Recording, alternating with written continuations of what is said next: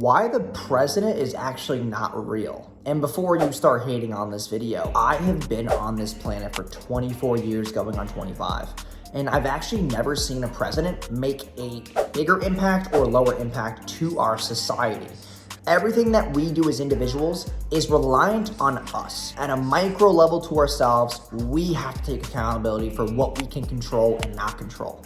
If this person's the president or this person's the president, everybody wants to fight and go left, right, whatever the case may be. The fact is, the real people who are wealthy and are smart are going straight through all of the bullshit noise. And people like to bicker back and forth because they think that a president is going to save them.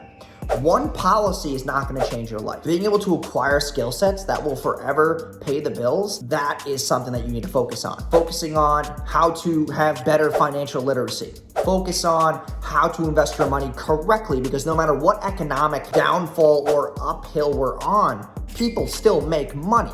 No matter how big inflation is, people still make money. No matter how much your house is costing you or the one you're about to buy, people are still making money. It's not about who made this economy.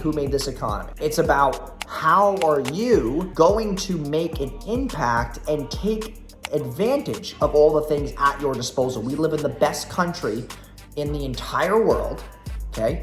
But we lack gratitude for what we have at our disposal. We can walk outside right now and make money. We can go online right now and make money. Some countries you can't do that. You have to understand that you need the gratitude first to be fruitful of all the resources that you have before you can actually go out and make money. So stop blaming the president, stop blaming some stupid law, stop blaming policies, and fucking blame yourself, because you're the reason why you're still a loser.